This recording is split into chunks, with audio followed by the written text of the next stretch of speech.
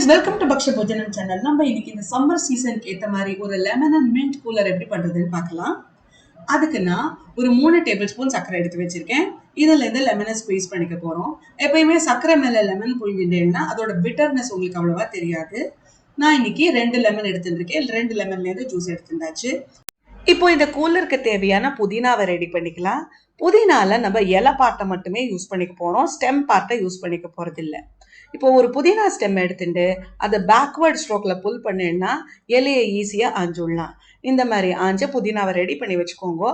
இந்த ஸ்டெம்மை தூக்கி எறியாம அதுல கொஞ்சம் திக்கா தடியா இருக்கிற ஸ்டெம்மை நட்டு வச்சேன்னா திருப்பி இதுல புதினா துளிர் விடும். இப்போ புதினாவையும் லெமன் ஜூஸையும் ரெடி பண்ணியாச்சு. அடுத்தது நம்ம கூலர் எப்படி பண்றதுன்னு பார்க்கலாம். இப்போ நம்ம ஆஞ்சு வச்ச புதினாவை நல்லா வாஷ் பண்ணிட்டு ஒரு மிக்ஸி ஜார்ல சேர்த்துக்கோங்க. இந்த புதினாவை சேர்த்துட்ட அப்புறமா நம்ம பண்ணி வச்சுட்டு லெமன் ஜூஸையும் நல்லா சர்க்கரையெல்லாம் கலந்து விட்டுட்டு அதோட சேர்த்துக்கோங்க. அதுக்கப்புறமா இதில் 2 பீஸ் இஞ்சி சேர்க்க போகிறோம். இந்த இஞ்சி ஒரு கார டேஸ்ட் தரும். அது இந்த மென் கூலருக்கு ரொம்ப நல்லா இருக்கும். அதுக்கப்புறமா 3 ஐஸ் கியூப் சேர்த்துக்கோங்க. அதுக்கப்புறமா என்னென்னா கோல்டு வாட்டர் ஒரு 1.5 டம்ளர் சேர்த்துக்கோங்க. முதல்ல இது எல்லாத்தையும் சேர்த்துட்ட அப்புறமா மிக்ஸி ஜாரை நான் மூடிட்டு இதை நல்லா அரைச்சிப்போம்.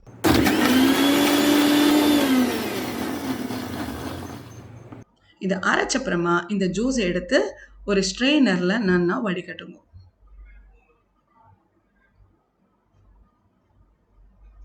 இதை நல்லா வடிகட்டின அப்புறமா திருப்பி இதில் கொஞ்சம் வாட்டர் ஆட் பண்ணிக்க போகிறோம். திருப்பி இன்னொரு 1.5 டம்ளர் கோல்டு வாட்டர் ஆட் பண்ணிக்கோங்க.